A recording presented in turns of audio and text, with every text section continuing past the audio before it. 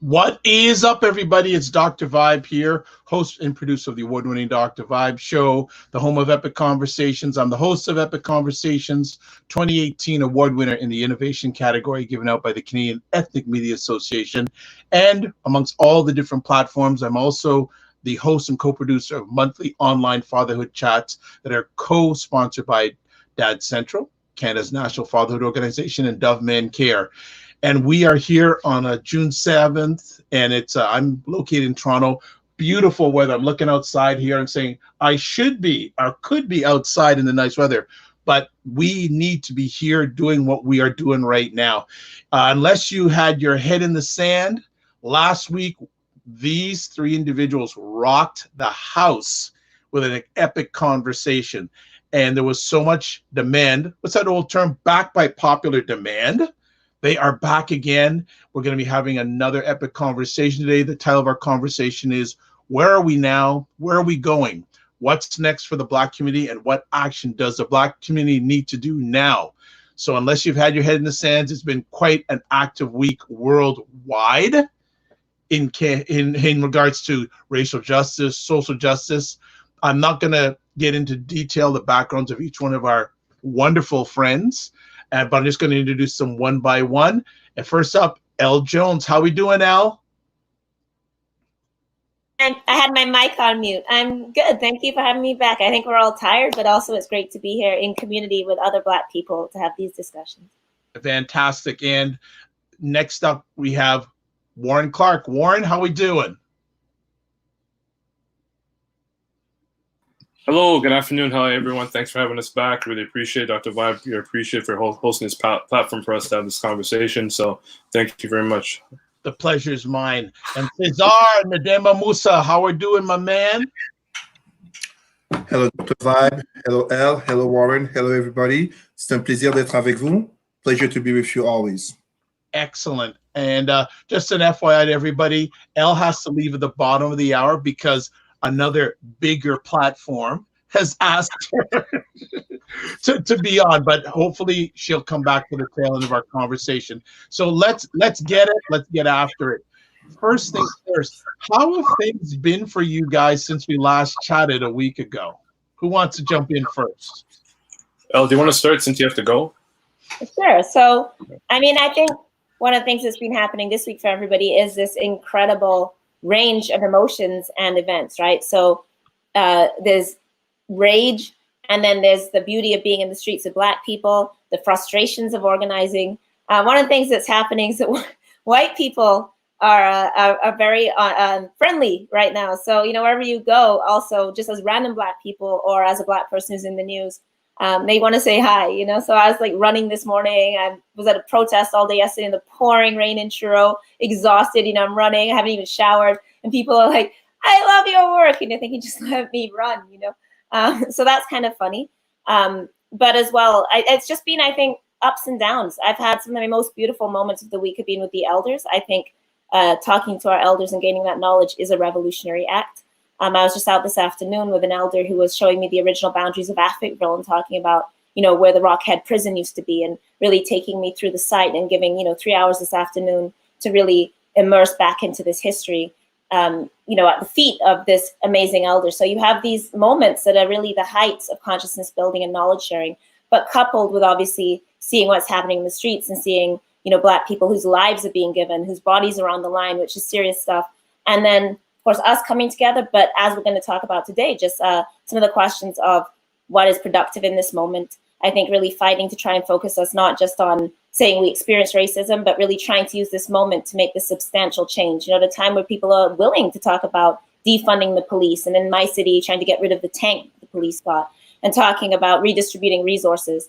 So it's also, you know, how do we organize our people? As Stokely talked to us about, you know, organization, not just bringing in bodies in a moment and having, you know, all these bodies in the street, but then we disperse and people have never had their consciousness raised, never had the ability to learn organizing. So it's also fighting in this moment to educate our younger generations, to learn from our elders, and to really make this something substantial and not just performative, you know, where like the police chief is showing up and kneeling and this politician is showing up and kneeling. So not having this appropriated in this moment, I think, is also the constant struggle, right? That even within a week, we've gone from this radical action to also these actions where it's like very much state-centered. And so how do we keep that energy, especially for younger organizers, but also continue to build on that? So that's, I guess, where I am in terms of mentally.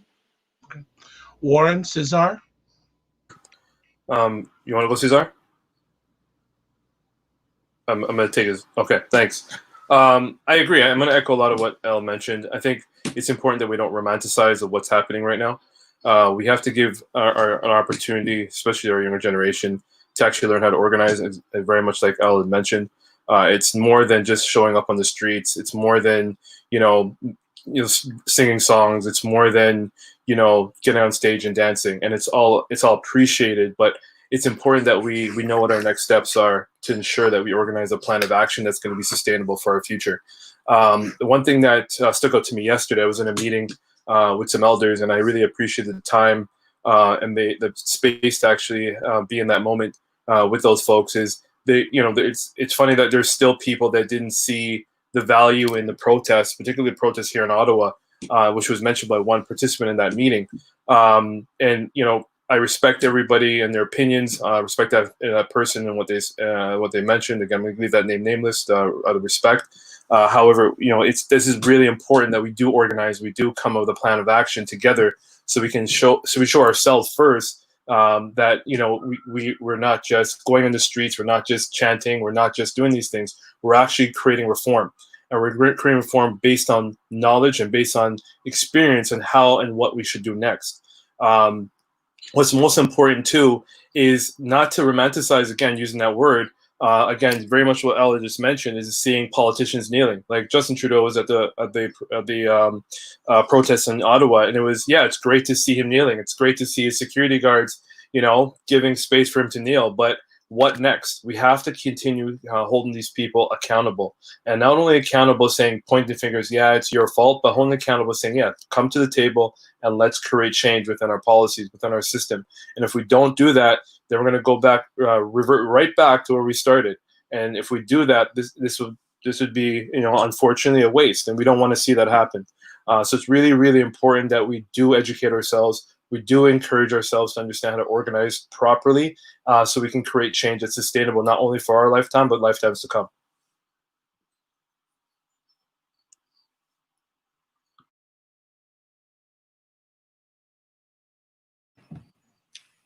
Go ahead, César.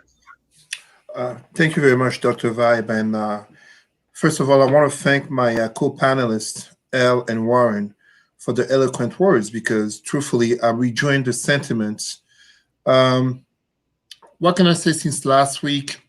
Besides for, of course, a more global mobilization and also that growing awareness that we are witnessing, is simply the fact of people basically having more of that conversation that we've been talking about must occur, but from that conversation to have the concrete actions, as Warren was saying, because I myself, I don't want to say fooled in terms of coming off maybe even insulting, but as much as I can, the gesture, the human gesture of politicians and police kneeling, it means nothing without concrete actions. And if you want me to give you a perfect example, I will take the NFL chairman, Roger Goodell, in apologizing pretty much to Colin Kaepernick, who pretty much comes off in using religious language as a prophet, having put his knee down. But truthfully,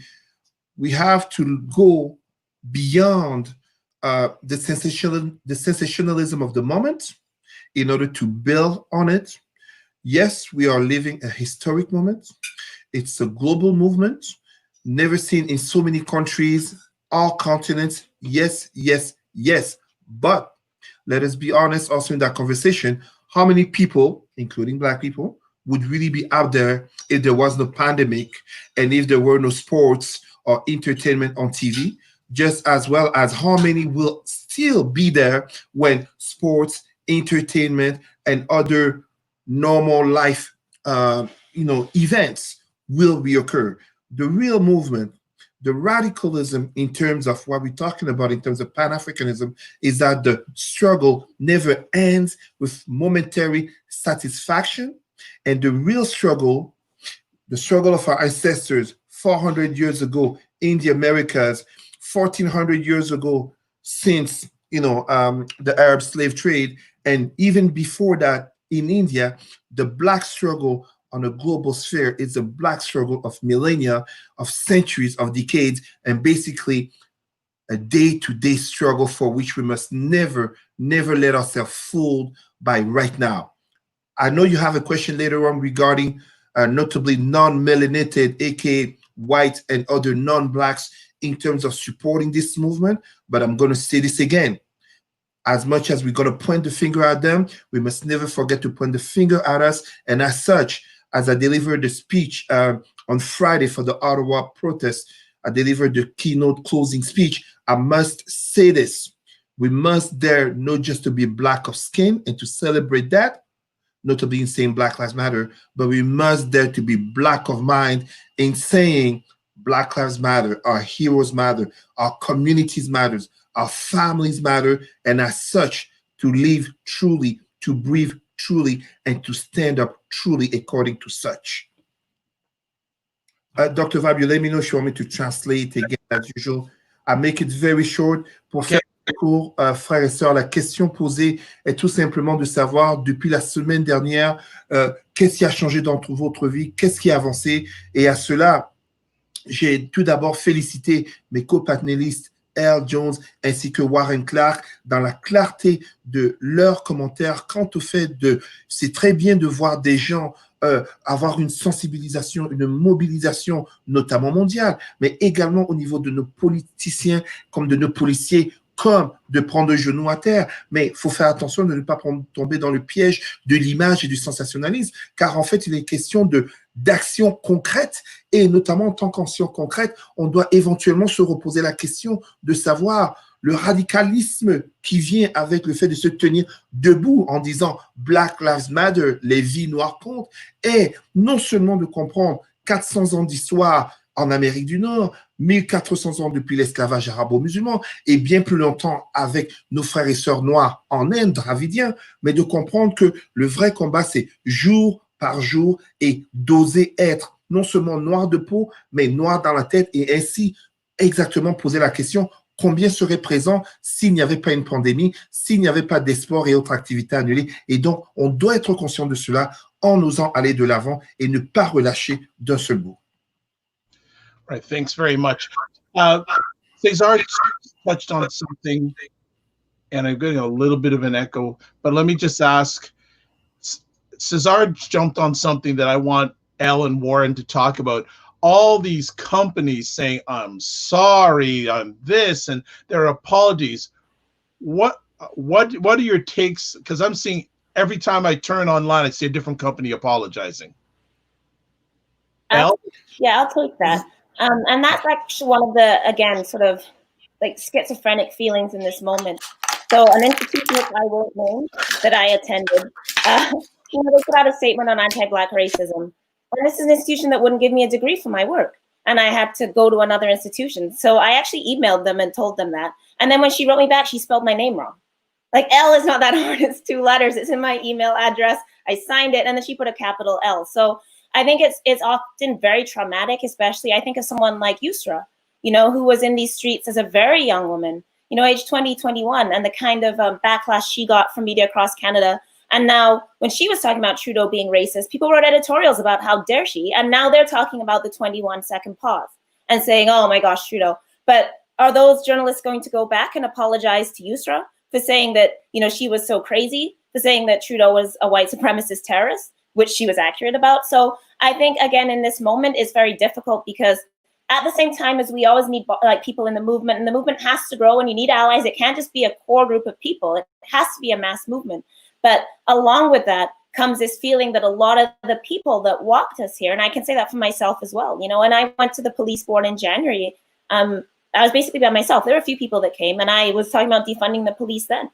And now months later, like white people in the city are basically circulating petitions and the city councilors are like, oh, we were wrong. But they haven't said we were wrong because we didn't want to listen to a Black woman. And now we think it's valid because white people are saying it. They're just kind of generally apologizing. I'm like, but there was an actual human being in front of you who paid an actual price for doing these things, as we know so many people do. So I think that's a difficult thing in this moment as something becomes trendy and popular and we're having this conversation. You know, is Desmond Cole going to get his job back at the Star though? No. You know, are they going to apologize to all the people? Like, so all of these institutions and corporations that are issuing statements aren't interested in going back and making reparation to the people they harmed. And so one of the things you've seen like in this cycle this week is like an institution releases a statement and then all these Black people that work there or whatever come out and are like, but this is how anti-Black you are. And this is what you did to me. And then we have to then go back and take that individualized struggle and try and reconnect it to the collective struggle, because ultimately struggle can't just be our personal stories, right? It can't just be storytelling about when I was 5, this person called me a racist term, and when I was 7, this happened. That's very important for us understanding ourselves. But I think part of obviously movement thinking is we have to take those things. This is what this institution did to me, and then connect that outwards. So why did that happen? Who else are they doing it for? What is the purpose? What policies are still in place? Who's still on the board? Are there Black people on that board? Where does their funding come from, right? So we have to start having those structural conversations and move beyond our personal pain. But it's also very, very painful to be in this moment. And I think, you know, I can speak for myself, and I know so many others where work that, you know, you've sacrificed for and done and being called crazy for doing and lost your job for doing and all those things are now suddenly okay to talk about. But for me, and this is the last thing I'll say, for example, our institutions here are cutting part-time positions by 30%. I am a Black woman. I do radical work. I do not have a tenure position. So who is going to be cut? Me. When they cut part-time jobs, it's my job that's gone. So at the same time as the whole city's like, we need to deal with anti-Black racism and policing, the person who's talking about it is going to be out of work in 3 months. I already know that's true. So what do we do about that? And not just for me, but for all of us, because we are all precarious and we are all constantly at the mercy of that call saying, we don't want you anymore, or we heard you're a troublemaker, let's just not promote this person. You know, we are all collectively in our workplaces dealing with this as professionals, in our neighborhoods, whatever we do. So in that sense, it's how, and again, because I always like to move past the personal to organizing, we haven't even really begun to have that conversation about what worker energy looks like at this time, you know, for Black people in our unions, as collective Black workers. You know, we haven't had that discussion. We're still, because we're very early on, but I think we do need to also very much talk about our livelihoods. You know, this work we do that pays our rent, the experiences we have in that workplace, and what that looks like. Like, what does work look for Black people in a just world? And that's a conversation I'd also like to see us pick up more with our unions, with like groups of Black workers, like the Federal Black Workers Caucus, having those conversations more.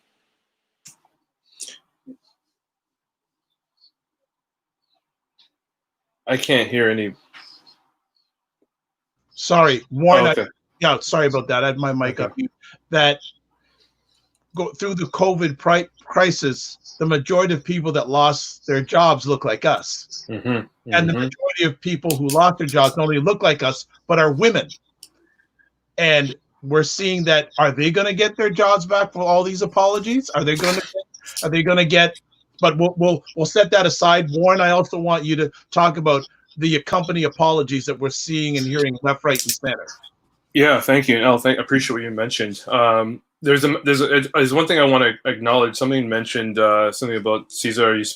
Your speak was really inspiring, except for when you were insulting and attacking Black people. I believe. I'm not sure Carol, what you mean. I'm not necessarily calling you out. I just want to acknowledge that.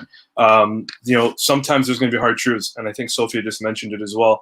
And César is very passionate. Since I've met him on this panel. I know that he's, very passionate, as mentioned, very articulate, and he's coming with his truth.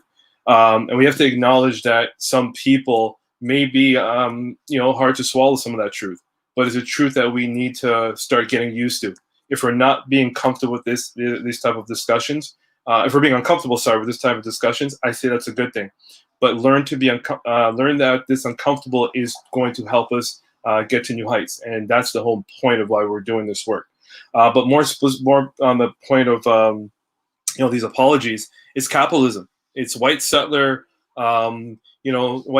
colonial discourse, capitalism at its best. Don't be fooled, folks. These companies know that Black people are one of the biggest biggest consumers of products and services. You know, we spend our money, and you know we have to.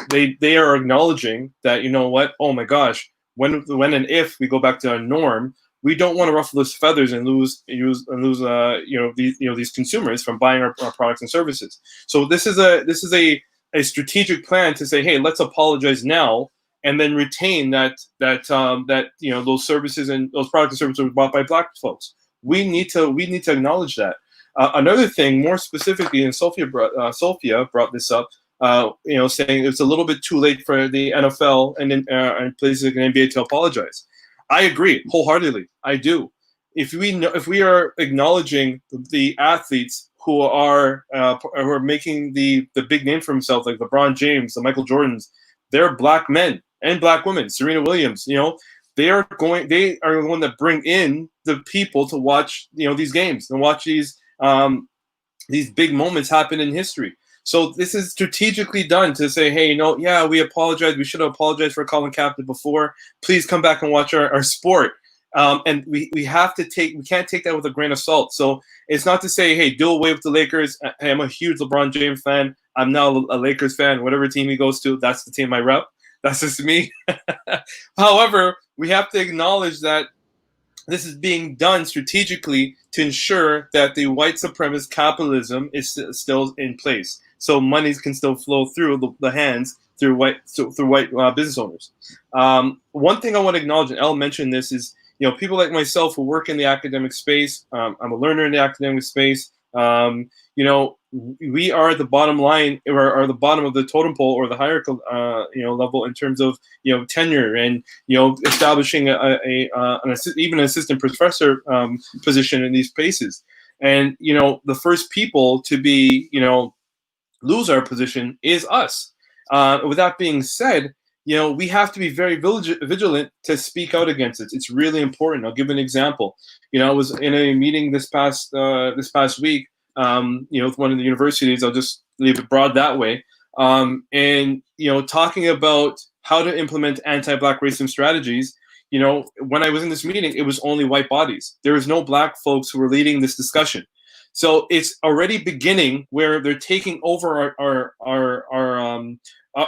something that belongs to us to try to fix a problem, and they don't understand what it feels like to experience anti-Black racism on a day-to-day basis, where it implicates not only our social livability day-to-day, but our mental health is being impacted. They don't understand that, even though they can, and many of them can sympathize and create this relationship of solidarity. The only way you understand is if you live in our body. So we need to acknowledge that. So I'll stop right there because I don't want to dominate. Don't worry, we've got some time. And for those people, Ella is now gone and left their conversation. He has another engagement. Hopefully, we'll get on the tail end. César, Carol Daly is still wanting to have you talk, responding, saying specifically you were criticizing Black people who believe in Jesus and Allah. That was uncalled for, as that was not the reason when a Black man, why a Black man was killed. Do you want to respond more to that? Thank you very much, Dr. Vibe, and thank you, Sister Carol, for addressing the question. I am proud of you for asking it, and I'm going to answer it truthfully in very short term. La question étant posée que durant mon discours de clôture de la manifestation d'Ottawa, j'ai notamment de ce que notre sœur Carol Daly dit ici, que comme quoi j'ai critiqué le fait que des Noirs croient en Jésus et en Allah, et que ce n'était pas nécessaire non plus que ce soit la raison pour laquelle un homme noir a été tué. Dr. Vibe, to answer you, I will go back to what Brother Warren just said. There are some hard truths that need to be said, and we need to notably be able to address that. I'm sorry to say this, brothers and sisters, and especially those who are here right now listening live. The truth will hurt you before it sets you free. Our hero, Pan-Africanist hero, Bantu Biko, clearly said, and by the way, Bantu Biko was played by Denzel Washington if you watch the movie Cry Freedom. Bantu Biko had very well said, the most potent weapon of the oppressor is the mindset of the oppressed. Black people are the only people in the world who, in vast majority, 90+%, adhere to ideologies in which the very skin color is looked down, is diminished, is vilified, associated to evil. Black people, and now when I say this, you're thinking Christianity and Islam. When I teach on racism, I go as far back as possible and I speak academic with proofs. You're talking even in Hinduism, where you have Dravidians who are stuck in the ideology of the caste system of Hinduism since 4,000 years. At the end of the day, no matter how one tries to claim it, you cannot be saying Black Lives Matter and every Sunday you pray to white Jesus. At the end of the day, you can't say that when those cops killing you are also white Christians, and the vast majority of the white population for centuries has looked down on Black simply for being Black. The writings of the popes are there and very clear, and history is very specific in terms of how Black people became Christian. It's not César saying it. It's not my opinion. It's not. It's clear and simple. As Black community, we need to have that conversation, and I'm going to tell you why we need to have that conversation, and we need to have that conversation with our pastors, our preachers, our reverends, and our priests for one very simple reason. At the end of the day, it's like the logic of power. The sons of kings never look at as equals the sons of peasants. I know it's hard for people to hear. Many people will take it as disrespect, but let me give you further examples. Black Muslims, it is proven. I was there in Egypt. The Egyptian government invited me to notably address Egyptology, but also Islam and race. At the end of the day, no matter how much your religion says, Christianity is a religion of love. Christianity only spread through violence. It's a historical fact. There was no such thing as love. It was power, knives, swords, and guns as Islam. Blacks have basically been indoctrinated with Islam for 1,400 years. And right now we have, notably in Somali communities, we have breakups that happen in families where children have to hide, children are molested simply because they want to reconnect with their African roots. At the end of the day, and I give you a very good example here. Allow me to take one of my sculpture here, where you see this, I got this in Egypt in 2015 when the Egyptian government invited me. Pharaoh Menkaure, the builder of the smallest of the 3 pyramids of Giza, where I was in with goddess Atar and his main wife. It may look to some as some type of witchcraft or sorcery, but all of these things that are inspired in terms of the Torah, the Bible, and also Islam were stolen from our people, from our ancestors. Our ancestors did not know Jesus before slavery and colonization came, and you know it deep down, just as they did not know about Allah and all that. You cannot claim that you are Black and proud, and yet your subconscious mind, your God, your Messiah, your prophet, your Savior is either a white man. Even when they removed the white sculptures of Jesus, notably in Black churches, let's be honest, Jet Magazine, 1969, when they put a picture of Black Jesus, the people who called to complain, those were Black people. That's the level of mental enslavement. Just as for Black Muslims, you praying. They don't even speak Arabic for the vast majority, but they pray in Arabic. They look to the Arabic world. They travel over there. You have Black families who are poor. You basically have, like right now in Senegal. In Senegal, you have Black Senegalese soldiers dying in Yemen for Saudi Arabia, and yet on the other side of the border, in Mauritania, you have Blacks who are slaves since 1,400 years. It's not my opinion. These are documented facts. Documented facts that Arabs don't even lie. I have Arab sheikhs, Arab imams, and I am a former Muslim. I am a former Christian. You have Arab leaders, Arab religious leaders, and political leaders will admit to this. So this is not a matter of attacking anyone because they believe in Jesus or they believe in Allah. Absolutely not. If you're a good person, you're a good person, no matter what you believe in. However, it becomes a problem when the same people who are saying we are not respected despite A, B, C, and D are also the same people who are saying believing and observing the religions of others. So I'm going to leave it short for now because, at the end of the panel, when you talk about some of the solutions, it is the fact that we must address our subconscious level because what you believe in greatly affect how you behave, greatly affect your associations, greatly affect how you view yourself in the mirror. It is proven in psychology that Blacks tend to have a disconnection in terms of identity and pride and potential, notably due to the fact that in the subconscious, the saviors are non-Blacks, the gods are non-Blacks. A perfect example, Dr. Roberto explaining why blacks tend to forgive those who oppress them, slavery and religion. Pour dire ça de manière très courte, à la question que la sœur a posée, c'est tout simplement le fait que, en aucun cas, je ne suis là pour insulter quiconque de noir parce que la personne croit en Jésus ou en Allah.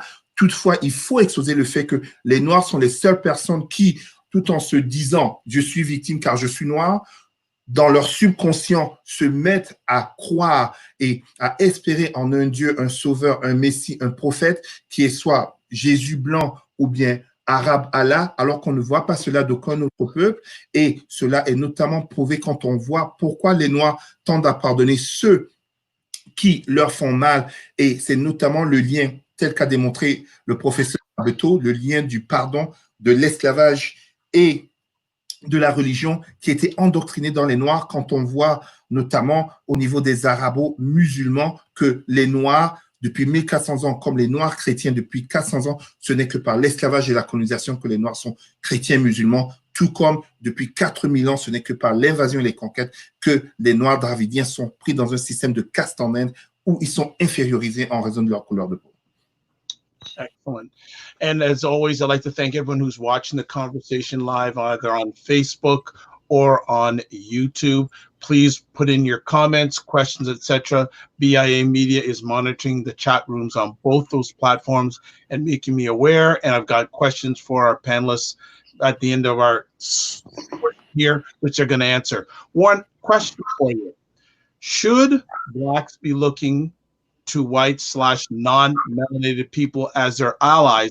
And if so, what should that alliance look like? Thanks for the question. There's a few questions that came through the live chat that I want to acknowledge. Robin Brown, I see your question. Yeah. I will acknowledge it. So, but to answer your question dead on, I think we need to be critical of how we define allies, and we have to be critical of how we create relationship of solidarity. If I can't be vulnerable with anybody in this world, I don't care what their ethnicity is, I don't care what their race is. If I can't be vulnerable with you in terms of sharing something that I can trust you to keep to yourself and not judge me, then I can't create a relationship of solidarity with you.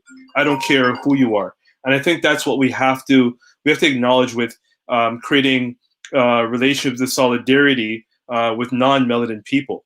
You know, for too long, you know, we share our vulnerability and our vulnerability gets exploited. For too long, we share, you know, our knowledge exchange with non-melanin people, and it's taken for granted, or our ideas are stolen and then transformed into theirs. So we have to be very, very critical in terms of how we approach relationship solidarity.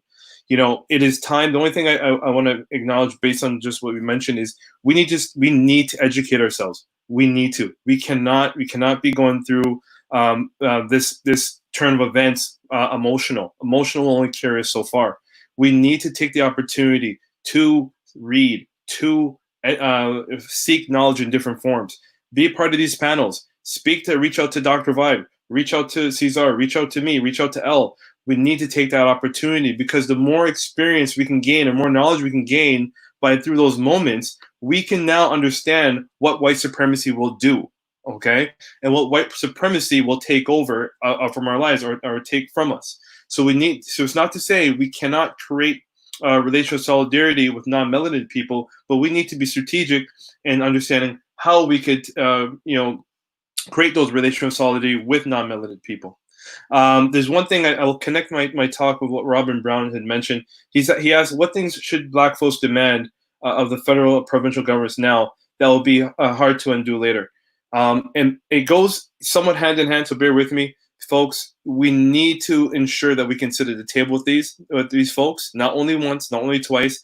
We need to be sitting with these folks continuously. There need to be representatives, equal amount of us in comparison to their numbers at each meeting of each meeting. There can't be, okay, you know what, we're going to have this, Black Caucus meeting, and we're going to invite, a few black folks from the community once a year or twice a year. That doesn't work, because what happens behind the scenes, it's going to change a narrative. They're going to create different policies. And then all of a sudden, we end up at square one.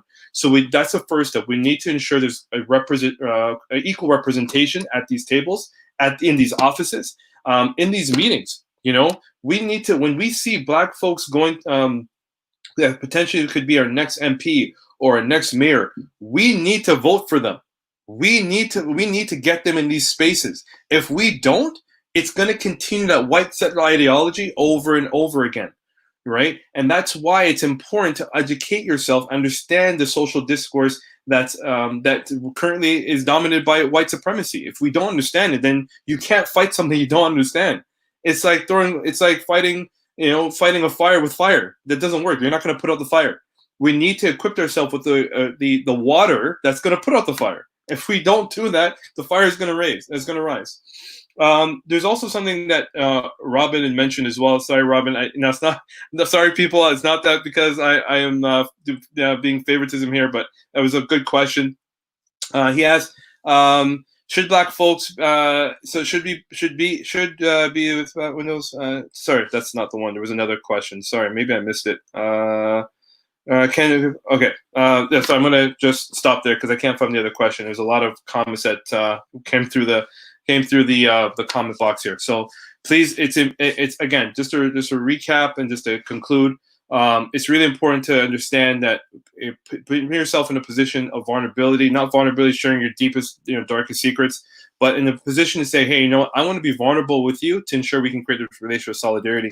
And we need to stop playing checkers. We need to start playing chess, people. There's a lot of checkers players out there that are trying to fight this fight, and we're losing every step of the way because we don't understand the social discourse. So again, educating yourself, understanding and getting a holistic understanding of who is non-melanin and could be create that relationship of solidarity I spoke of, and also continuing to empower yourselves, but ensure that we are at the table every step of the way. Excellent. César, should Blacks look to white/non-melanated people as their allies? And if so, what does that ally look like? Or what does that alliance look like?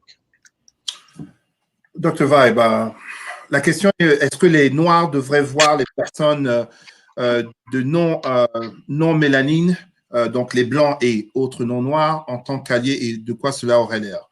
Dr. Vibe, to tell you the truth, I'm absolutely not against allyship. I support it, but when I say so, the devil is in the details, to speak religiously, because, and I'm going to explain this very well, in this world of white supremacy and with too many Black people having racial identity complexes, too often Black movements, Black ideas, Black innovations tend to be co-opted, recuperated by non-Blacks and notably whites. You have to be careful here in terms of saying this very loud and clear. The validity of what we are standing up now goes back beyond George Floyd, beyond Trayvon Martin, beyond Rodney King. It goes beyond even the 50s. We are talking of a continuous movement, slavery, colonization. And when we are talking today, having allies coming in, they can be leading the talk for us. They can be leading the walk for us. They can be next to us, as in the case of Dr. Martin Luther King. But we must always be careful of making sure that, are these allies really there to learn and to assist, or are they there because it feels good, because it's the movement of the hour, because they want to feel like they're part of something historical going on? And as I addressed in my speech on Friday, since people refer to it, when we are there having allies, I take, for example, Arab allies, okay, address the Palestinian people. Free Palestine? Sure, no problem. But are Palestinians willing to address anti-Black racism in Palestine? Because it exists. When we're having people in Japan saying Black Lives Matter, Japanese people, are they willing to address the racism that they create against mixed children, mixed people who are half Black and half Japanese, notably, and notably against Blacks? Are they willing to have that conversation as well? Because it's not just about Black Lives Matter because of police brutality in the Western world. Yeah, it's great to always look in terms of America and say, oh, the American police, they're so mean, they're so bad. Look at how they treat Black people. This game of geopolitics and sensitivities must have a real logic and real conversations. I welcome allies of all backgrounds. I will welcome Russian allies, but there's racism in Russia. Are they just pointing the finger at USA, or they're also looking at their own country? So we have to have these conversations, and in that conversation, in terms of leadership, in terms of who drives the movement, we must be understanding of the fact that you are an ally, you use your white privilege to advance the Black cause, because the fact of your white privilege is what leads us to have this conversation. Allow me to give you a perfect example when we talk about ally. When we talk about ally, we must never forget the notion of leadership and accountability. And such, when we have people protesting and, yes, riots and looting can occur, when it's white people rioting, are the questions of leadership and accountability being addressed?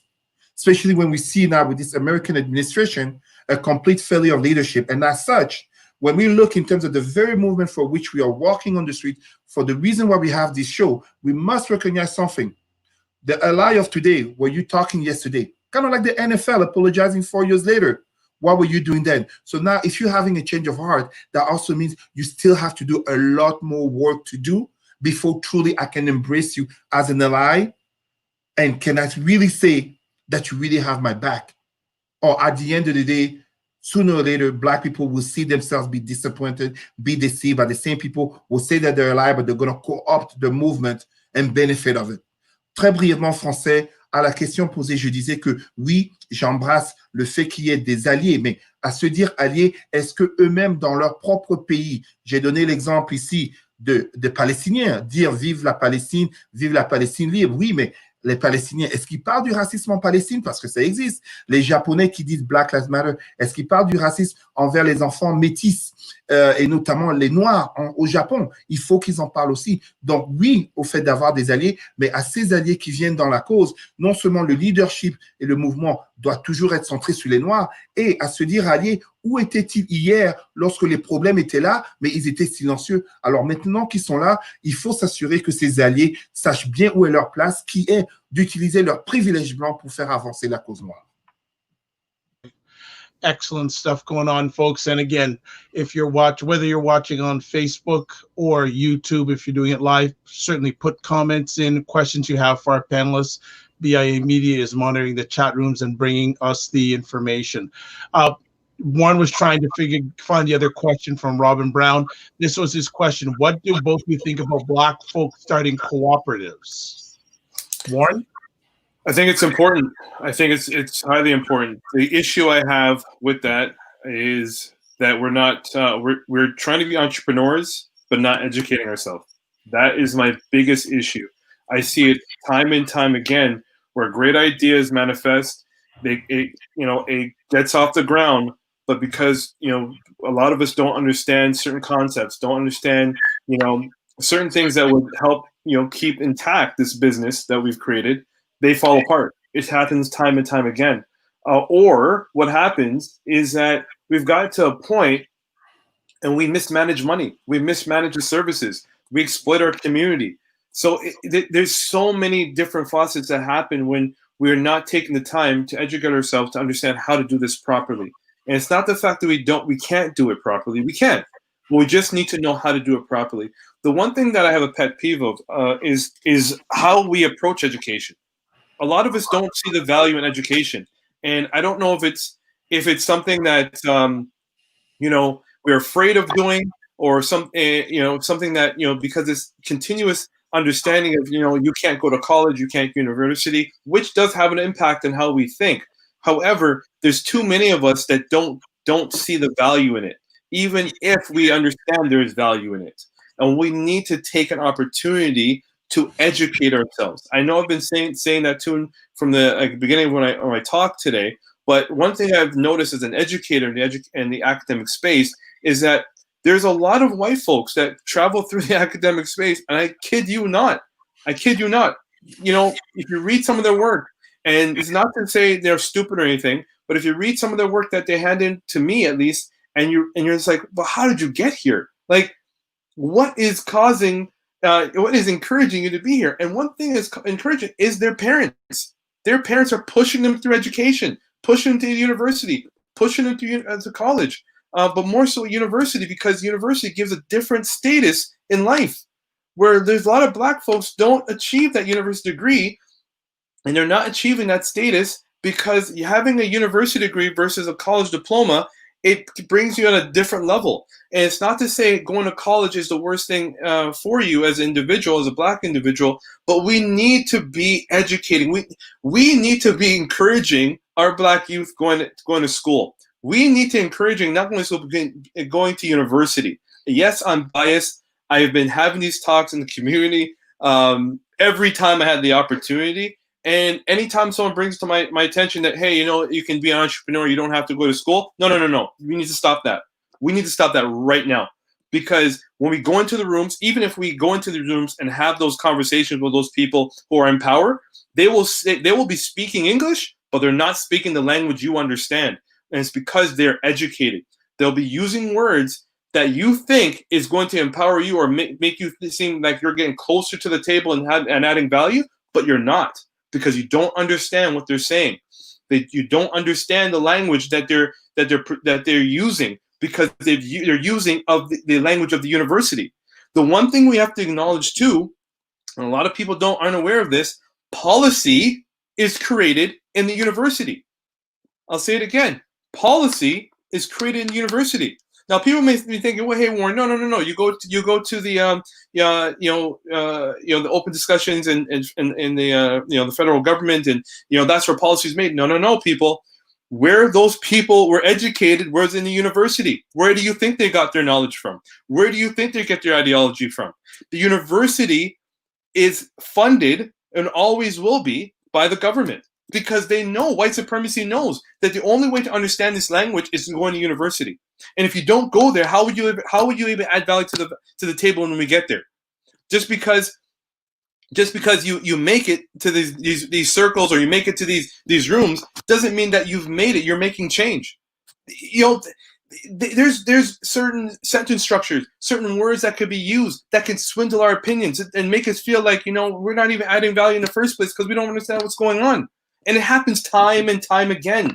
We need to be more forthcoming about who's representing us and who's going into those meetings. We need to be informed by certain individuals that are particularly in the auto community. For instance, the Black Caucus Hub.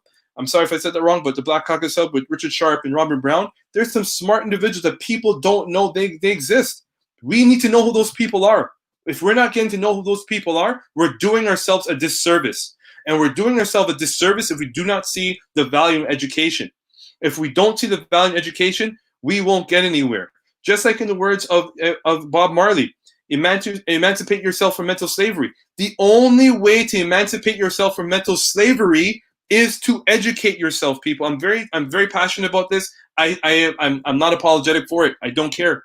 All right. It's important that we educate ourselves. It's important that we understand different ways of social discourse that can impact our lives. And that's why at the beginning of the conversation, we can't just rely on emotion and the protests. We need to ensure that we understand organization. If we don't understand that word and that concept and what it can do for us, it's a done deal. We're going back to square one. Warren, excellent stuff. Really have received your passion on that. I'm sure everyone who was listening, watching this live on the replay got it. I'm just going to read a few comments before I ask César to add on to what you just shared. Robin Brown saying, "Word, Brother Warren, we had the second meeting of our Black Hub Freedom School today. Only 6 people showed up. But when we have calls with politicians, lots of people show up and ask easy questions." Do you mind if I say something right there? Do you mind? Absolutely. Go ahead. Yeah. Robin, I feel it for you, brother. And for those who are like-minded, this is a problem. We don't want to put the work in, right? The mind is a muscle, people. The mind is a muscle. If you don't train it, you cannot you can't use it to be better. Just like when you work out. People say, I want to go lose 20 pounds. If you don't eat right and if you don't work out, you're not going to lose 20 pounds. It's not going to happen, right? It's important that we understand we have to train our mind the same way. If there's a call for you to learn something, for instance, there's a lot of people who are watching this platform today. This is an opportunity to learn. This is an opportunity to learn from Dr. Vibe, César, L. Jones, reading the chat message. This is an opportunity. We need to show up to these spaces to educate ourselves. If we're not doing it, you're wasting your time. And when you do go to these meetings and you ask those simple questions, we look like fools.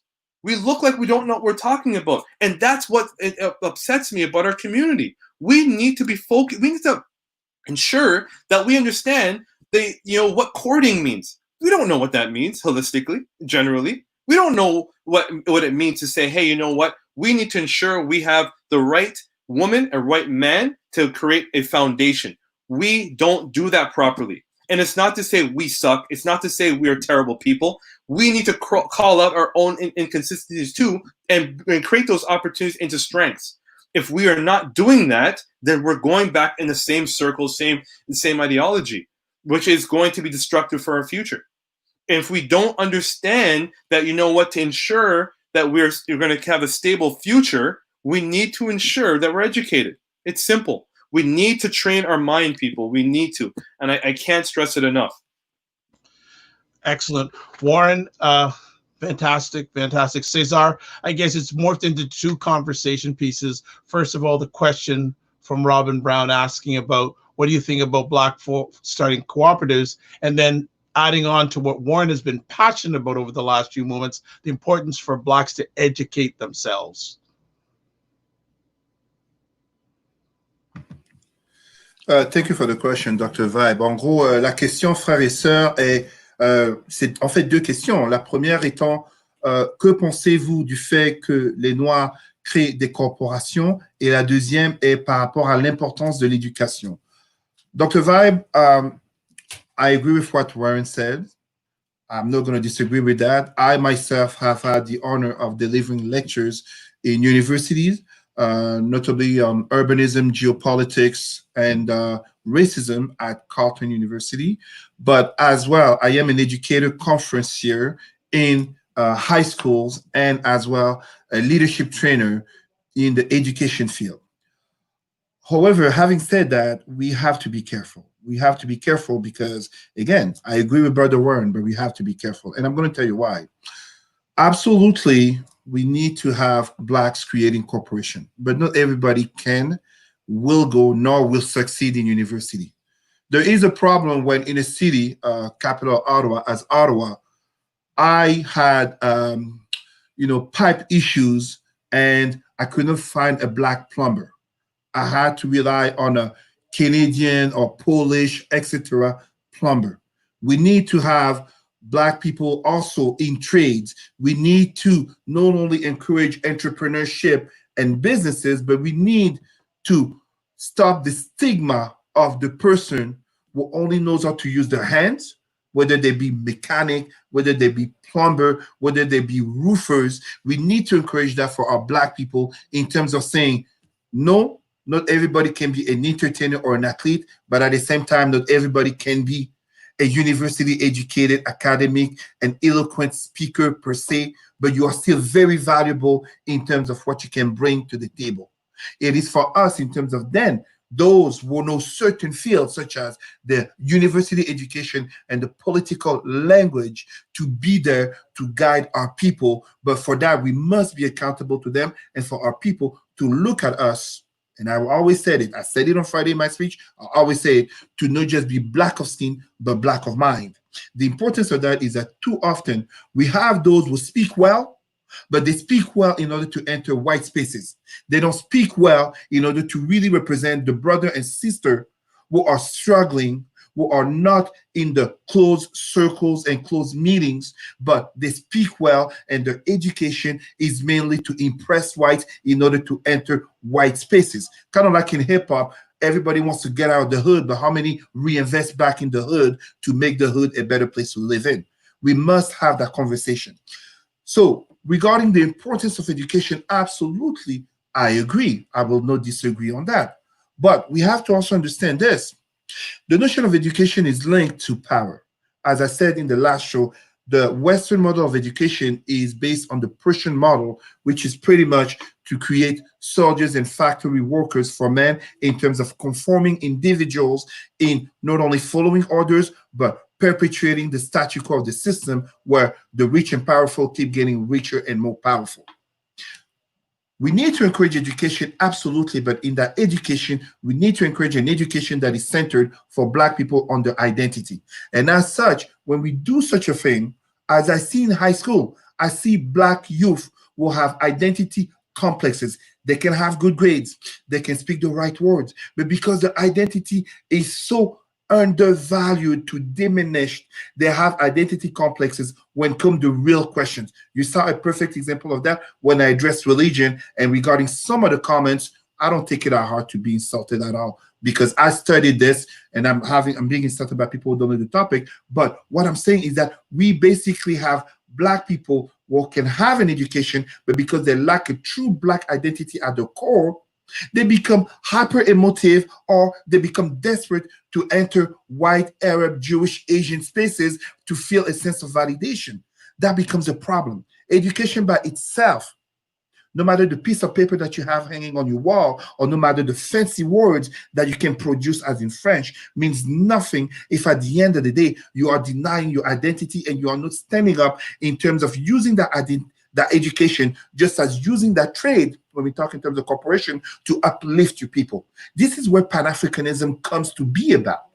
Pour dire ceci très brièvement en français, alors, aux deux questions, d'abord par rapport aux corporations, je suis d'accord avec le frère Warren qu'il faut encourager nos frères et sœurs, notamment à avoir une éducation au-delà du lycée, tel dans le cadre universitaire, et de comprendre ce genre de langage, notamment par rapport aux politiques. Mais attention, nous ne devons pas tomber dans ce piège de la suprématie blanche, de regarder de haut ceux qui ne savent qu'utiliser leurs mains. J'ai donné mon propre exemple. Il n'est pas normal qu'à Ottawa, capitale du Canada, je n'arrive pas à trouver de plombier noir. Et donc, je dois donner mon argent à un plombier blanc ou qu'importe d'une autre origine, alors qu'on pourra avoir des jeunes à qui on fait comprendre, non, tu n'es pas obligé d'être un divertisseur ni d'être un sportif, mais en même temps, tu ne peux pas nécessairement être un académicien, un universitaire, mais tu peux utiliser tes mains, tu peux apprendre un métier, que ce soit autant mécanicien, que ce soit plombier,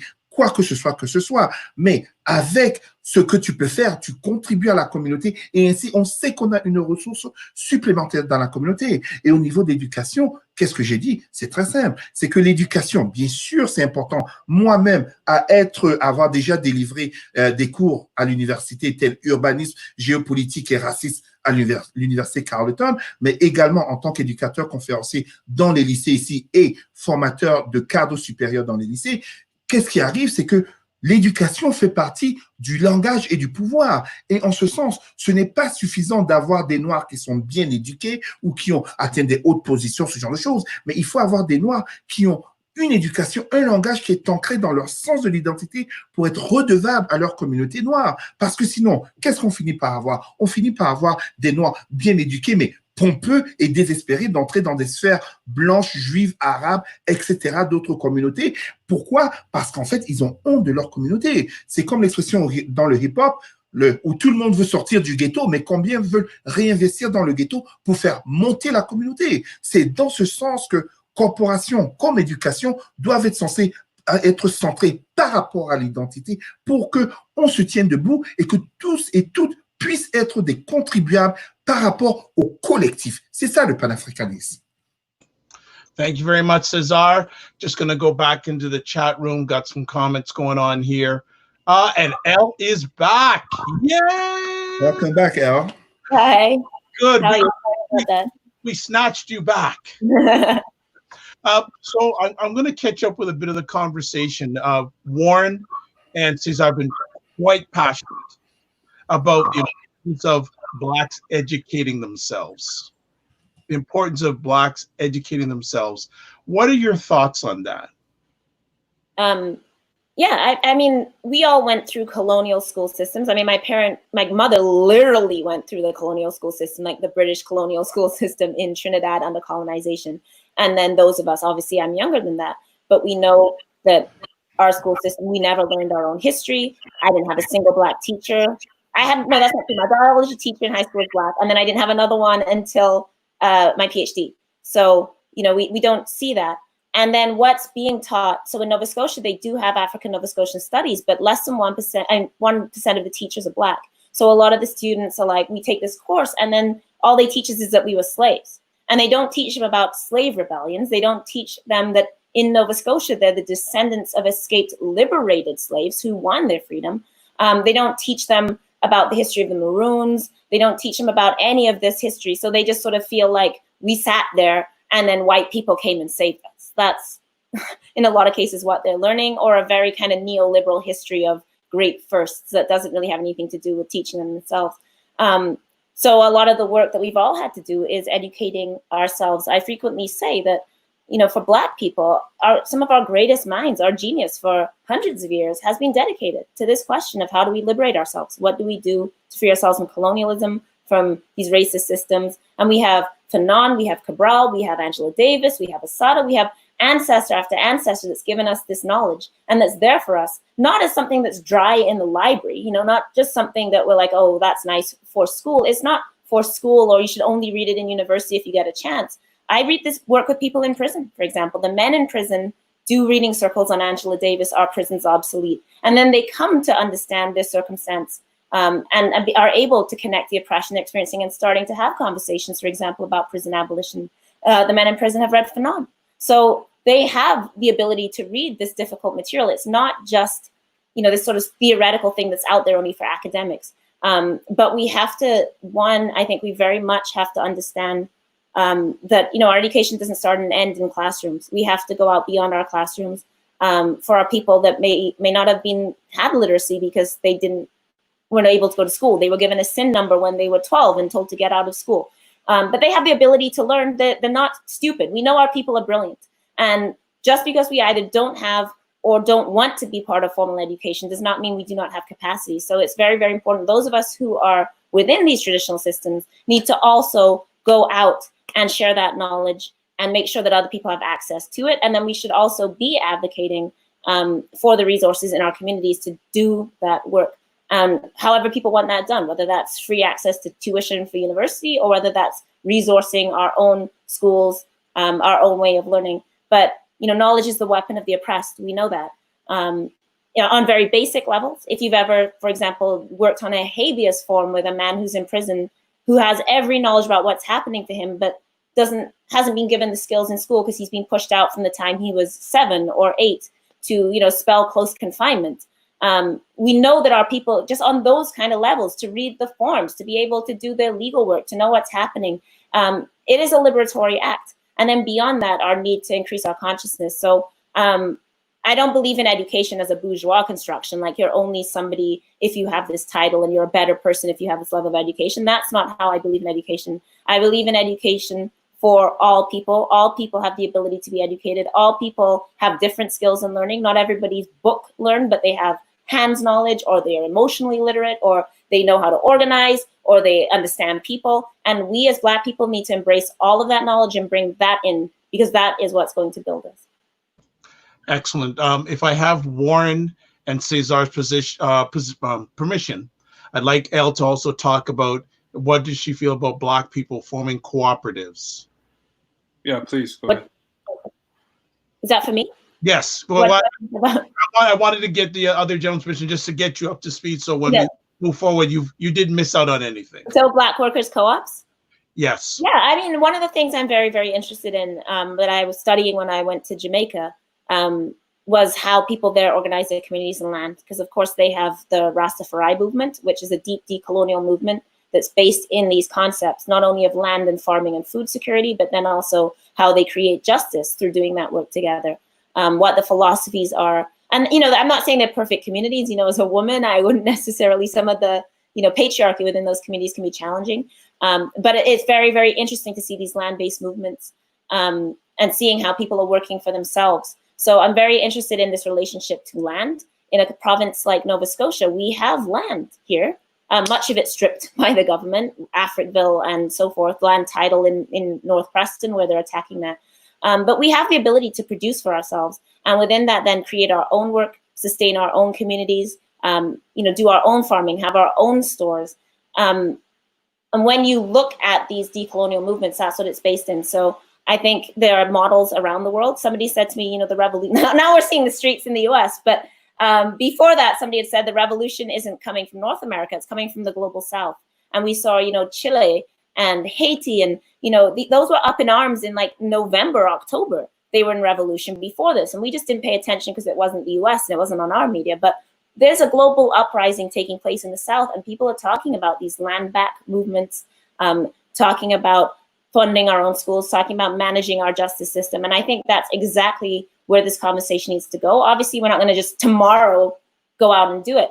But I think, as Angela tells us, we keep shooting for the thing we actually want. We don't just settle for small systemic change. We don't just say, okay, can the government put a grocery store in our community? We need to talk about how can our community use our land that is ours and farm it and produce on it and build schools on it, as our people did. Because if you look at the founding of the Black communities in Nova Scotia, somewhere like Africville was a revolutionary free community. It was a community not funded by government. Black people paid for that land.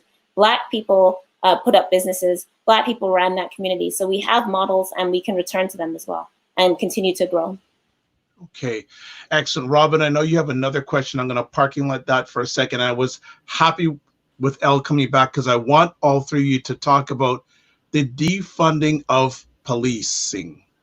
And I don't know if anyone's been paying attention to the news today, but Mayor Bill de Blasio in New York says they're going to be putting something to effect immediately about taking funding away for the police force and put it in for programming. So I'm glad Elle is back because I'd like to get each one of your thoughts on the defunding of police services. So I'm going to let Elle go first on this one. I just got off cross country. This is all the questions. And what do we do? And Chief Saunders says that we can. And I'm like, doesn't Chief Saunders advocate for his own budget?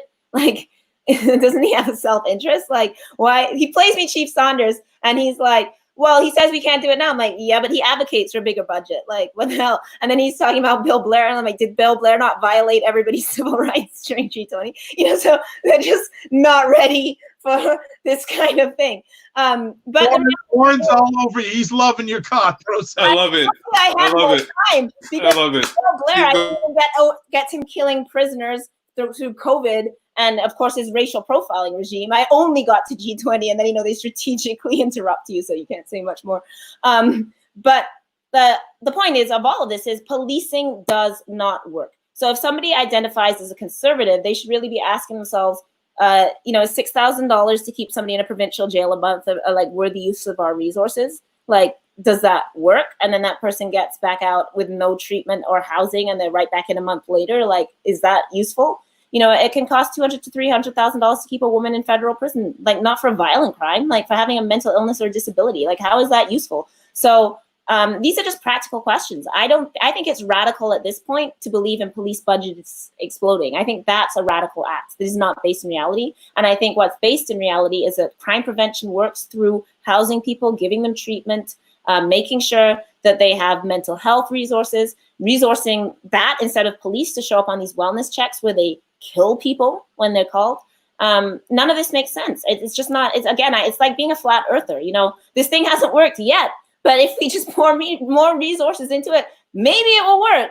And it's like, it's not working on this scale, but you think you're going to scale it up and it's going to work. So to me, it's a practical question. Every time you talk about it, like just on CBC, it's treated like, the craziest thing a person could say, but it's actually crazy to believe in mass incarceration. I think that's the ridiculous, impractical, and expensive solution that actually does not work. Who wants to go next, Warren or César, in regards to defunding police? Oh, thank you. I totally agree with Elle. I don't even want to add too much value there because I don't want to take away from what she mentioned. I think she's dead on.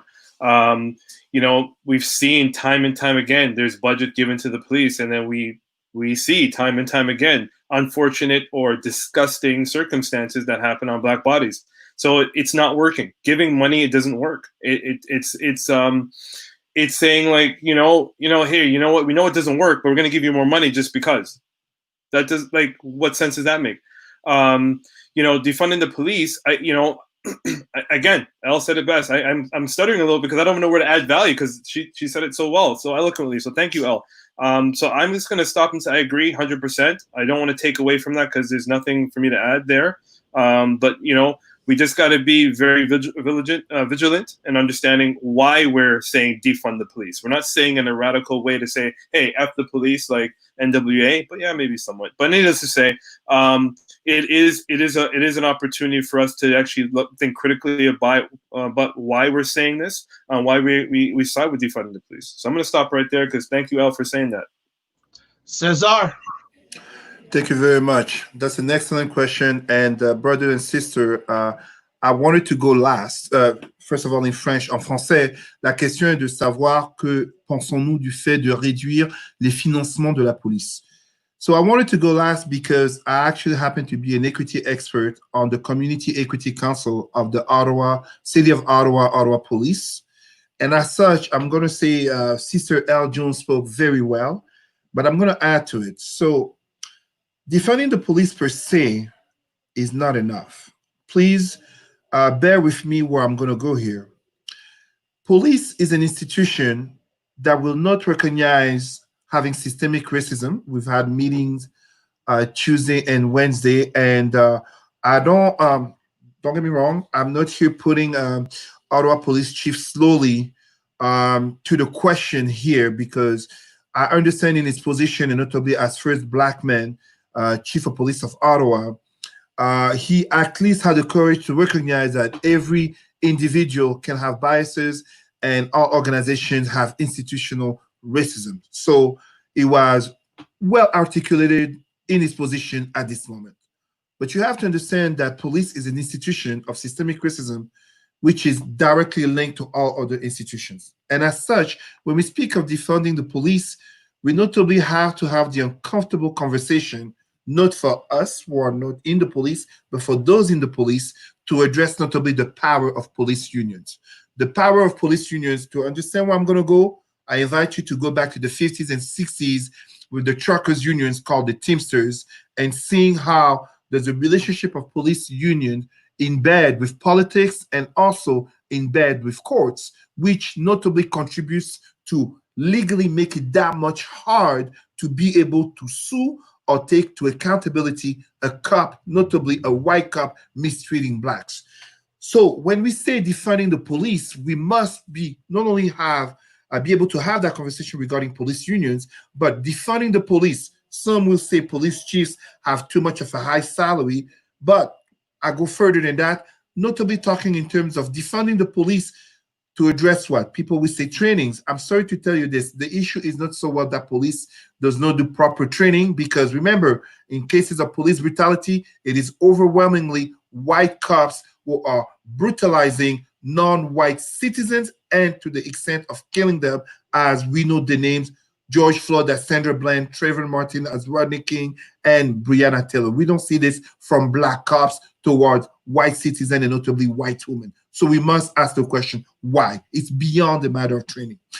It is a matter of defunding the police in terms of the notions of priorities and the culture within white supremacy. The perfect example happened actually in Buffalo this week, where the two cops will push the elderly person, had the support of the rest of the colleagues who prefer to quit the force instead of standing in the side of justice, and despite video recording.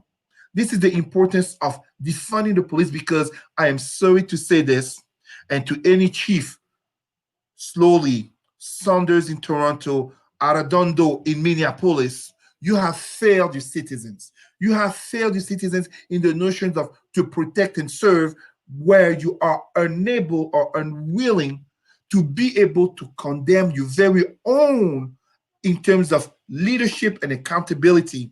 And as such, the defunding of police must come in understanding, as you so well put it, Dr. Vibe, defunding the police to reinvest it into social services and stop falling into the narrative of fear, control, and order, such as elitist white men, as Donald Trump liked to put. And I remind everybody, we have entire generations of black men in prison. Sometimes you have father and son in prison due to the privatization of police, the privatization of justice, and who becomes the number one victims of such systems? Black bodies. When you look at black bodies, you're talking here in the USA, yes, but you look at Canada, you look at Brazil, you look at UK, you look at France, time and again, the minorities are those who are overly represented in the incarceration system, and you see a direct link of incarceration and justice court with the police and the way it's structured, the way it works, and its links to politics. En français, j'ai dit qu'il faut aller au-delà de la question du financement de la police et oser adresser celle de notamment les unions de police qui sont trop puissantes. J'ai donné le parallèle avec, dans les années 50 et 60, l'union des conducteurs de camions qu'on appelle Teamsters, et montrer comment les unions de police sont dans le même lit qu'avec les politiques et les systèmes de cours de justice, notamment dans le fait de la survalorisation des notions d'ordre et des notions de peur pour contrôler les discours narratifs afin de justifier une surreprésentation des corps noirs qui finissent dans les prisons et dans une médiatisation trop souvent négative. Et ainsi, on voit que ce soit aux États-Unis, mais également au Canada, comme en France, Brésil et États-Unis, il y a une surreprésentation des personnes noires dans le système carcéral, et cela vient notamment d'une trop grande puissance accordée à la police, comme quoi, en fait, ce n'est qu'une institution de racisme systémique qui refuse de se l'avouer, mais une institution de racisme systémique, bel et bien, qui fait partie de toute cette société de pouvoir et de contrôle qui abuse effectivement les personnes non blanches de manière disproportionnée. Excellent. Folks, these three are fire. They are fire, and they just get better. Every syllable they pull out, they just get better and better. We're going to start winding it down, but I'm just going to read some quick comments that are in the chat room. Clyde Love says, yes, know about your identity is really important. You can be educated, but not know your identity. Sophia from Ottawa says, yes, education is important for me. I don't have a university degree. I had my son early in life, and I had to bust my behind to climb where I am now, and I'm nowhere near done learning and still climbing. Again, I believe he's from France, saying, I believe that police should invest in training law enforcement people. If they already do, they need better trainers or better performance tracking and background checks. Robin says, Cisco, I can't get that word out. Schizophrenic. I got it. Too many words today. Older brother is alive today because his workers from the Canadian Mental Health Association come when he's in crisis, not the Metro Toronto Police. Sophia says we should look at taking dollars from that organization and put it into another community supports and public health.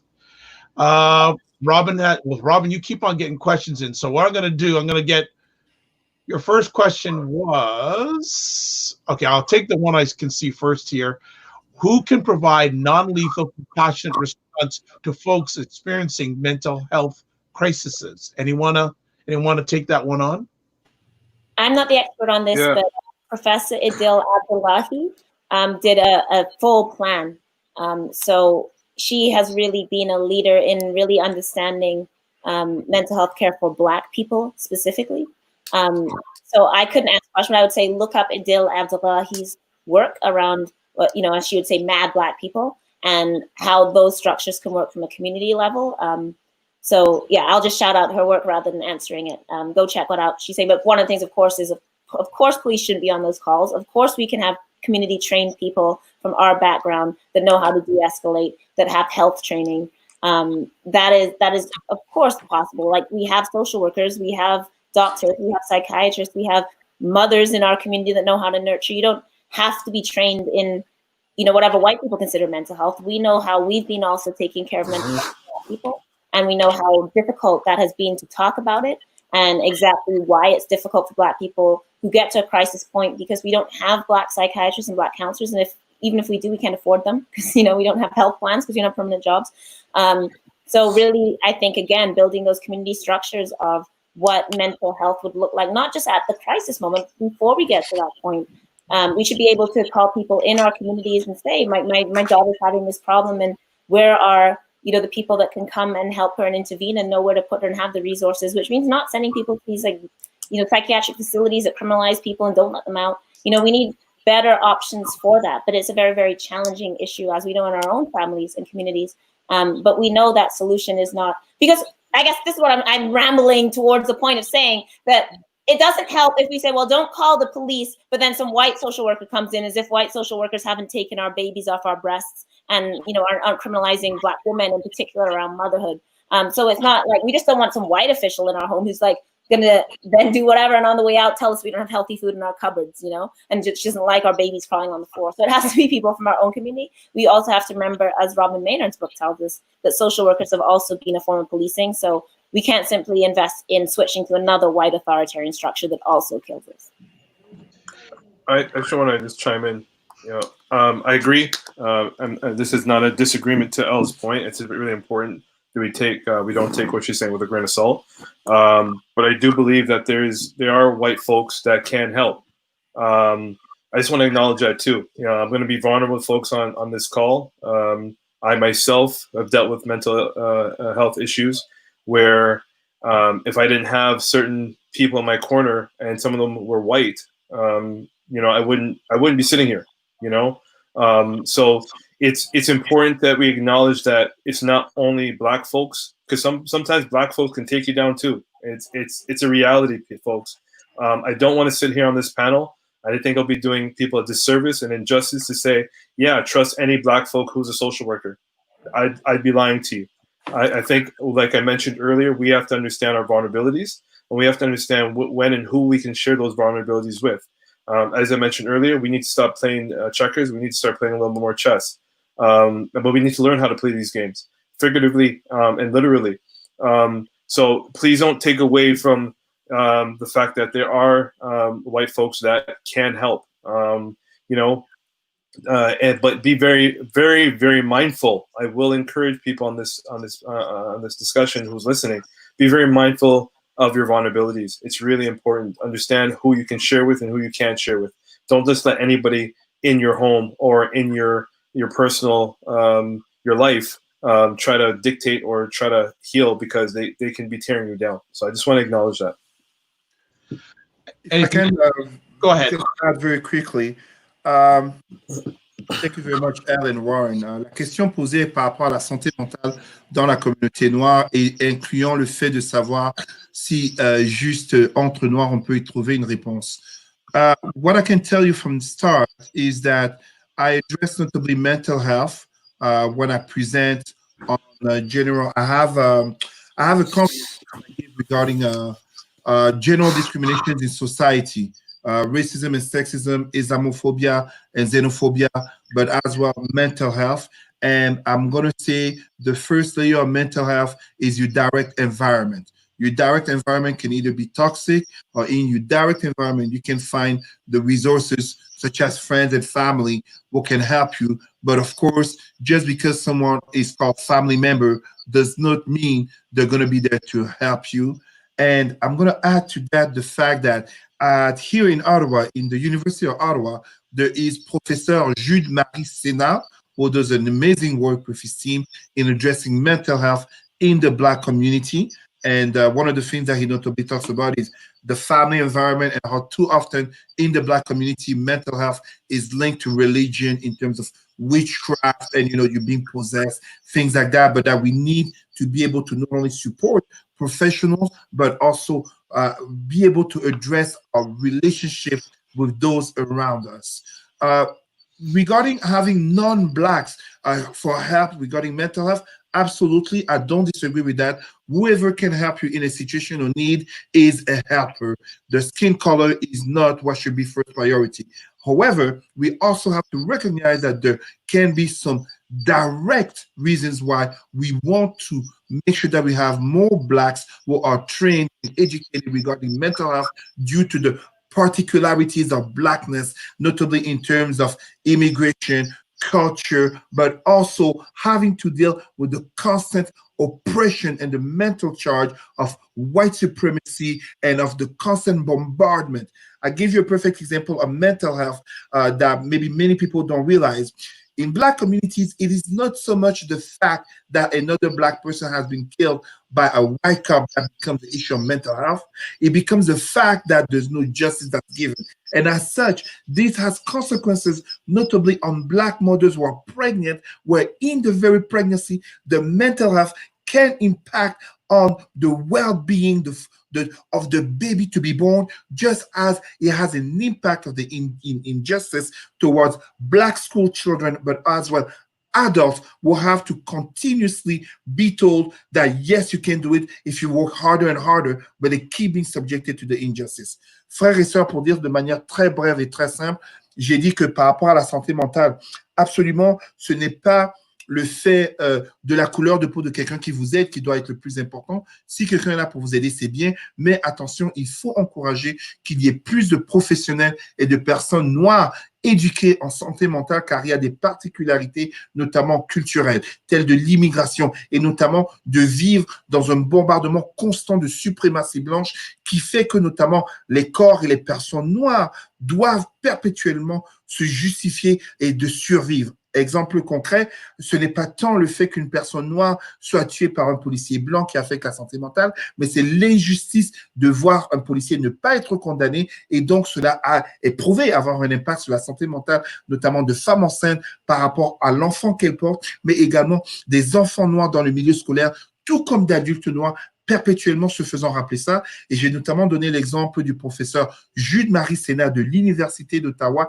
qui fait un excellent travail où notamment il dénonce le fait que trop souvent dans la communauté noire, les problèmes de santé mentale sont reliés à la religion comme quoi sorcellerie ou possession alors que les gens ne savent pas en parler. Et personnellement, j'ai dit que non seulement des gens de famille peuvent vous aider, mais il ne faut pas tomber dans le piège que juste parce que quelqu'un est famille ou ami, cela veut dire qu'elle sait quoi dire ou bien elle peut vous aider. Et moi, notamment, je donne dans mes conférences sur les discriminations générales en société, donc racisme, sexisme, islamophobie, xénophobie, mais également santé mentale. J'adresse la santé mentale dans le cadre de l'importance de comprendre ces enjeux, tels même juste l'anxiété. C'est un enjeu de santé mentale. Thank you, all of you again, as we're going to start winding it down. Now, I'm going to read some comments, and I'm going to wrap about 2 or 3 questions into a final question. And some of the questions we're getting here, comments we're getting on the side. Robin says, thanks, Elle. I'll check out Adil's work.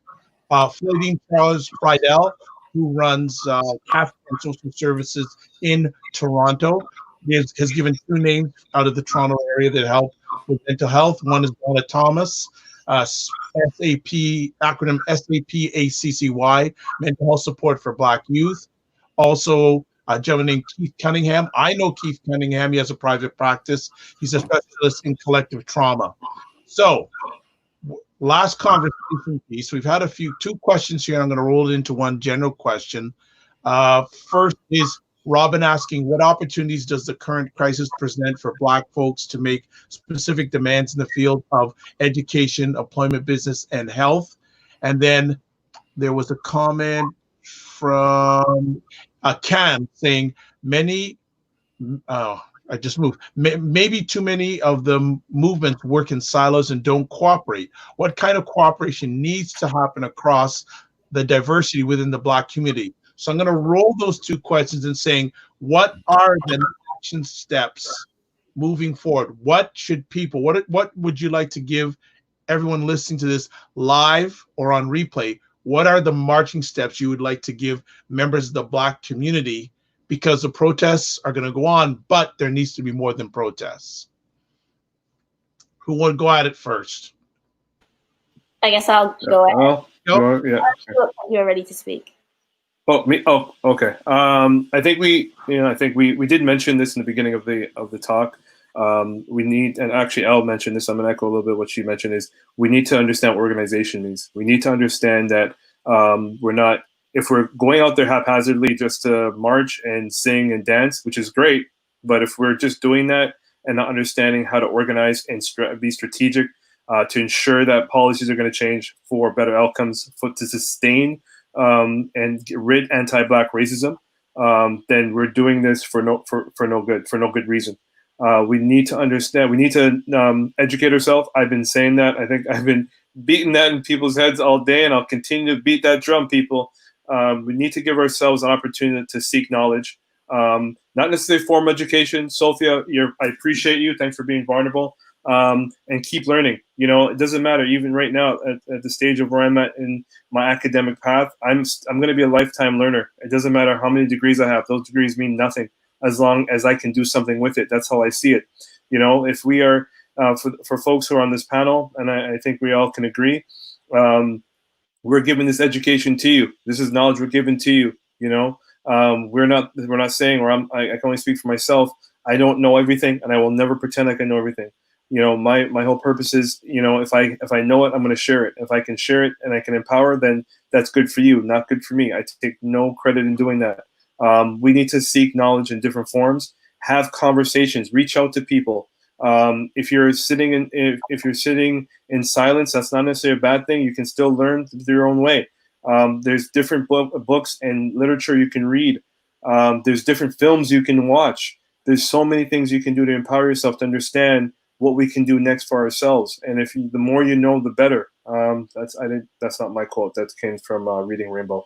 But needless to say, just continue to be engaged, continue to be lifelong learners. So that's what I intend to do, and that's what I'll encourage people to do. Thank you.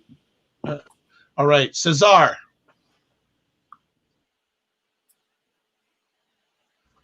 Unmute yourself, my friend. Okay. Basically, the question is, what do we do from here? And how can I put it? What we do from here and how it can benefit us. I think this global movement must also be an opportunity for not just pointing the fingers in terms of systemic racism, white supremacy, organizational culture, and talking of transformational changes in institutions and the notions of power and redistribution of wealth. Absolutely, we must talk about that. But we must also, in terms of ourselves as Blacks, be able to look at what I call the three cancers of the Black psyche. And by this, the first one notably being in terms of the overvaluing of entertainment in our communities. Brother Warren is absolutely right regarding the importance of education. But as I was saying earlier, education for education just create Blacks who have nice pieces of papers, but who have no sense of identity. But at the same time, as I was saying in that speech on Friday, I asked the brothers and sisters who were there, the thousands of them, why do they call themselves, excuse my language, nigger, by the N-word, bitches, hoes, such type of language that is being perpetrated under white supremacy to further put us down, to devaluate ourselves.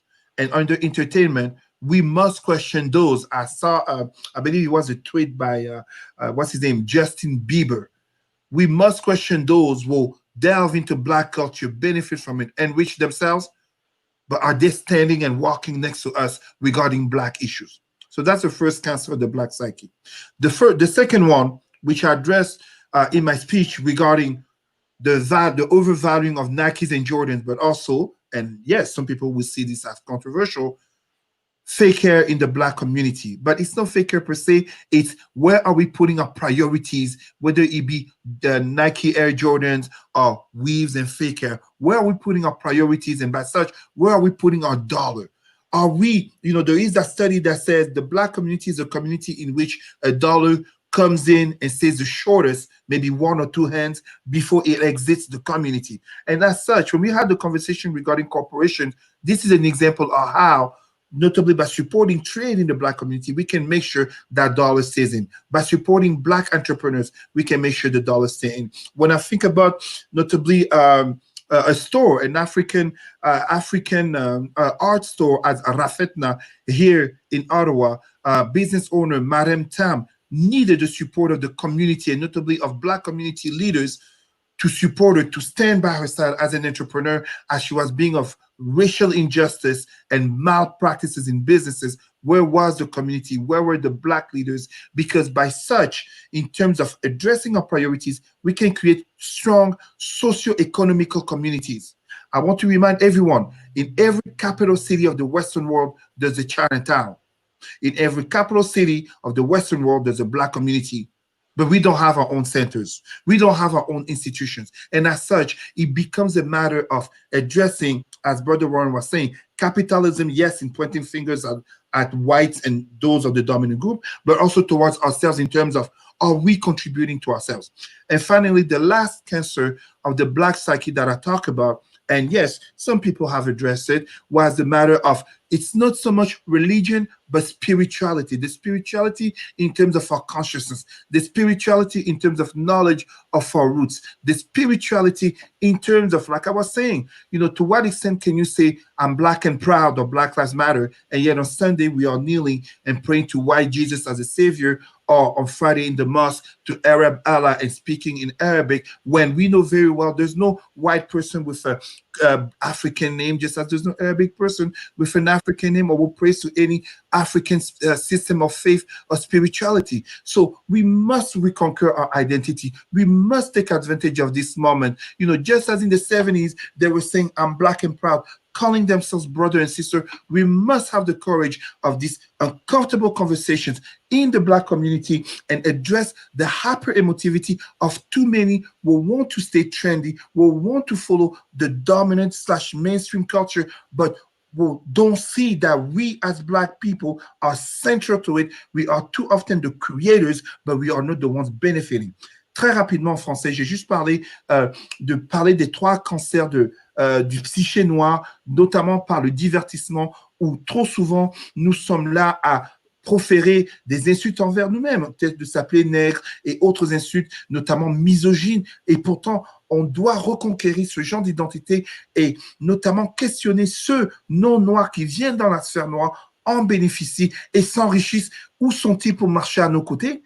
Et ainsi encourager l'éducation des nôtres, mais une éducation qui notamment a un volet identitaire pour savoir que nous avons des gens qui contribuent à notre avancement. Et par rapport au consumérisme, le deuxième cancer du psyché noir, c'est de réinvestir cet argent noir, car trop souvent dans la communauté noire, $1 ou €1 sort trop rapidement hors de cette communauté. Et quand il sort de cette communauté, cela nous appauvrit. J'ai donné l'exemple du fait que dans toutes les capitales européennes, il y a un Chinatown, il y a une communauté chinoise forte. Or, dans toutes les capitales occidentales, il y a également une communauté noire. Mais trop souvent, nous n'avons pas nos propres centres, nous n'avons pas nos propres institutions. Et en ce sens, une faiblesse socio-économique est un handicap dans un monde capitaliste. Le troisième et dernier cancer du psyché noir que j'ai adressé, c'est celui non tant de la religion, mais de la spiritualité, dans le sens de connaître son identité, de savoir d'où l'on vient. Pourquoi? Parce qu'on ne peut pas dire « je suis noir et fier », tout comme les vies des noirs comptent, et pourtant nous sommes là les dimanches, agenouillés, à supplier et pardonner et à prier pour un Dieu blanc, Jésus, ou bien les vendredis à la mosquée pour un Dieu arabe, Allah, et parlant arabe, alors qu'on sait très bien qu'il n'y a pas de blancs chrétiens qui ont des identités ou des noms africains comme d'arabes qui prient à des systèmes identitaires, des systèmes de foi africains. Donc, la vraie solution revient vers non seulement pointer le doigt vers la suprématie blanche et les institutions, la culture organisationnelle, la notion de transformation en leadership, mais également de se revoir nous-mêmes et oser adresser le fait que nous devons reconquérir notre noirceur. Nous ne devons pas être juste noirs de peau, mais également être noirs d'esprit. Thank you. No problem. L. Jones, you're going to close it out for us. Well, I think everything's mostly being said. I know for myself, it's a real challenge. When we have young organizers coming up, I think it's very, very, very important that we encourage them. I remember how significant it was for me that Rocky Jones, directly sought me out and taught me and encouraged me. I remember when I was doing poems at Black History Month, and I would be talking about abolishing the police, and everybody would be just looking at me, and I mean Black people looking at me just like, why is this happening? We're embarrassed, and Rocky would be in the back with a fist up, and I just felt so good. So now I try to do that to people coming, behind me and new people. But at the same time, I think, and this is to the silo question, we have to do that education, right? I'm always a student of Kwame Ture, Stokely Carmichael on organizing, just, a genius on organizing. And he talks a lot about how, our mobilizations risk this idea that we just need these bodies in the space. So Black elite of activism or organizing, summons the bodies. When the bodies no longer needed, they go home. But true organizing is about giving the people the capacity in whatever way to organize and then take that knowledge away into their own apartment buildings for tenancy board into their own schools, for parents to organize for their kids. We need to build that. And I'm very, very lucky that I came up in a province at a time where I got to live at the same time as Rocky and learn that. So this whole thing of silos is also about ego. It's also very much about how and I say that to myself too, it's hard, right? Like, you want to be on the interview, you want to be, you want to get your due in that sense, but we have to be careful that we understand that those platforms aren't about us, they're about our community. And that can be hard, because we're also experiencing it ourselves, like marginalization, our voices being silenced. So when we finally get the chance to go, we're like, no, this is my time. And it's hard to then sometimes share that, and I think some of us have experienced that from older Black people who have, put us down in particular ways. And that's trauma. I don't blame Black people. I always remember where it's coming from. But, we have lived out so much trauma without being able to heal it. And it plays out in our intergenerational relationships as well. And, we have older people that look at youth and are like, why are they wilding in this way? And why do they want to dance in the streets? Why do they want to do this? And a lot of this kind of generational respectability politics. I think it's very, very, very important for us to support the young and the 18-year-olds and how they want to express themselves. But we also have to offer them that education that's so important. And then not be about ego, not be about, who gets on the news, understand the roles in organizing, that sometimes the background role is really important. Understanding that, a protest isn't just like things don't show up. People book things and, plan them. And it's that planning that's important. That's the work that brings us together. So I think there's a lot to learn there. It's very much deeply impacted by the kinds of traumas we've experienced in our interpersonal relationships. There's a big discussion raging in Nova Scotia right now about skin shade, and people are having these issues out. As a lighter skinned person, I fully support the idea of light skin privilege. It's true. There's a reason. You can't deny that. And we have to be willing to work those things out and be honest about them with each other. But that can be difficult, especially when we're under crisis. So that's why we need to organize through other times as well, but not enable a kind of celebrity class of organizing. I see that as someone who's probably in that class, right? We really need to make sure that it's shared, it's collective, it's not just, and the media, this is the point I was going to make, is it's the media that appoints our leaders, right? We have our own leaders, community to community, everybody knows who's a leader, and then when the media comes along, they say this is the voice, this is the person, and acts like we all have the same voice in the same issue in the same community, when in fact, as we know, Black people, there's as many opinions as there are Black people. There's conservative Black people, there's liberal Black people, there's radical Black people. We're from all different countries and continents and cultures and races and mixes and backgrounds. So I think that's really important. As far as where we're going, I don't know. I mean, it's kind of like catch me on the day. Some days I feel so, I have such a strong belief in where we're going. Something happens, I deal with a guy in prison or something and we've won some liberation battle. I always say that the happiest moment in my life, I have never felt such deep joy as when Abdul Abdi, who we had organized for to stop his deportation, when I saw him in freedom and gave him a big hug on the street, I have never felt such joy. And so I always try to hold on to that. We can win.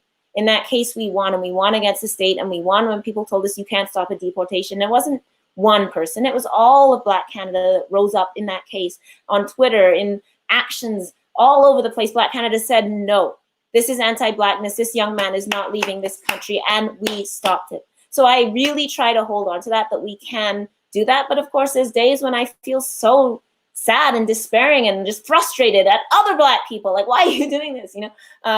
And we have to work through those things. But I just try to remember we have won. When we fight together, we can win. To go back to Kaepernick, if every single starting quarterback, and that's not even Black people, because the quarterback's mostly white, if they all said, we're not playing till he's back, they would have to bring Kaepernick back, right? Like if they just said, no quarterbacks for you. So we know that collective action is where it's at, but it's holding that line, resisting being divided. There's so many forces, not just the police, but within our own community, and then people that come and offer us crumbs, and then people that distract us and delay us.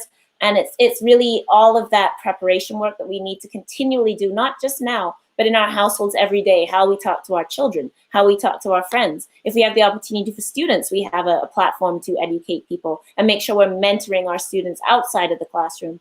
And it is constant work, but white supremacy works 24/7. So the only way we win is we work harder. My sister's a defense lawyer, and she says that you have to outwork the Crown. Certainly with Abdul, I know I heard from people on Parliament Hill that, they were like, what is going on? And they're like, these people are a machine, they will outwork you. So we can be the machine, and we have to outwork white supremacy and when we do that, I believe we can win, and we have to hold that, but we have to be focused. So that was a really long answer, and I claimed I was going to be short, so I will be quiet and just say thank you to the other panelists, and sorry for stepping away. So, but everybody is so full of, I'm going to watch this myself to see what I missed. But thank you for hosting this conversation, Dr. Vibe, Black-owned media, and all these amazing panelists, which shows you the plurality of Black views, that we can think in so many different ways, but we're on the same page. We're going in the same direction. We're marching together. Wonderful, wonderful. This is great. We've gone a little bit over, but it was a good over this time. Definitely a good over. I'll just read a few quick class comments and then we'll close it out. Floydine says there are several excellent Black mental health clinicians. The issue is that the community-based organizations cannot compete with the salaries offered by school boards, hospitals, e.g. a Center for Addiction and Mental Health, etc. Tasha Holiday says there's a discussion on the Facebook page Black Toronto Community Support about Black therapists. Also, Robin says Martin Luther King and was Christian and Malcolm X and Muhammad Ali were Muslim and they helped Black folks. Robin is saying, yes, build leadership at all levels. So quick 30 seconds, each one of the panelists, give where people can contact you. And do you have anything upcoming that our audience, whether live or on the replay, should know about? Ladies first. Oh, I'm like analog. So you can catch me on Facebook, but my friends list is full. So, you have to catch me after white people delete me. Or you can email me el.jones@m, like Mount svu.ca. I have to say it like my mom. So l.jones@msvu.ca if you want to get in contact with me, or contact Dr. Vibe, and he has my email as well. I don't know. I may be on the current. I may not. You know how it is. Like they ask you, then it changes, then they cancel you.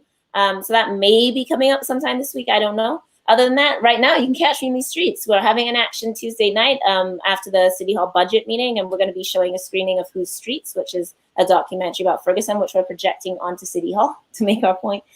So, we're going to keep going in these streets. So right now, that's really where it's at. You can read my column in the Halifax Examiner, which is online, halifaxexaminer.ca. My intermittent column, it's on any schedule. It's just like when I think of stuff to write. But you can definitely follow that as well. And then thank you, everybody. I'm saying my thank yous, and I'm good. Thank you. Warren. I've unmuted myself. Okay. So, so again, thanks for those who listen to this panel and the comments. Really appreciate you. For those who are vulnerable, again, appreciate you. Thanks for your vulnerability. And by no way, no shape, no form, myself, I'll speak on behalf of the panelists. We don't exploit your vulnerability in no way. You can catch me. If I'm not, there's been many interviews. I'm very humbled. Please check out the interviews that I've done as a way to, seek knowledge. I'm not the only one that's doing it. Like Elle said, she's probably going to be on the current. Support her and watch those things. It's another source of gaining knowledge. But you can connect with me at warrenclarke.ca. That's my website. If you need to, and all my contact information is there, even my cell phone number, which I will be taking down because I don't need people calling me all times of the night. But warrenclarke.ca, so Clarke with an E, .ca, and you can get all the information there. And this Saturday, there will be a Barbershop Talk series, a project that I started about 2 years ago. It's called Barbershop Talk, Black Men and Misconceptions. So we're just restarting the conversation and looking at a lot of topics we discussed here, a few more, particularly on how we can continue this march for liberation of Black communities. By acknowledging that we have to work together. So if you can spare time on Saturday at 6:30, between 6:30 and 8:30, to either join the conversation. It's not going to be a panel. It's going to be an open forum for people to speak, because it's important that I learn too. I don't want to be talking down to people. I love when other people are speaking, and that's how we can all learn from each other. So it's going to be open forum. It's going to be positive. It's going to be a safe space. Trust me, I have the control to take people off if I need to, if they try to make it a negative space, but it's going to be a safe space. And Dr. Vibe has the information, and if you want seek more information, please email him. He'll email it through his networks as well. Thank you very much. You're very welcome. César? Thank you very much, Dr. Vibe. Always, it's a pleasure. I support you, my brother. Al Jones, congratulations always. I support you, my sister. Brother Warren, I support you. I can be reached regarding website. My name César Ndema Moussa. I'm also the president of Roots and Culture Canada. Our CEO Ketia Peters does a great job in the community. You can also catch me. I mean, I'm on Twitter and Instagram, but to be honest with you, I'm no good at using them. I am more of a Facebook person. César space Rimy, R-I-M-Y, Emery, E-M-E-R-Y. If I can just very, very quickly address 3 points, and I'm sorry for my Francophone people, but you will understand. First and foremost, I'm very disappointed, not really disappointed, but I'm going to tell Black people, do not fall for that viral video of Candace Owens that has gone live, notably insulting the memory of Brother George Floyd regarding his past. Let's never forget that many of white leaders and white heroes in history books were some of the worst looters, pillagers, killers, rapists, slave masters that have ever existed. The second thing I want to say, for those who would will have such a hard time understanding what I say regarding religion and will feel offended, allow me to remind you of something. The Egyptian government invited me. I debated on Islam. I studied religion, and at the same time, I teach against Islamophobia. And I was the trainer of the Catholic leadership in the school board regarding racism and how Blacks became Christian. I'm the highest paid consultant, by the way.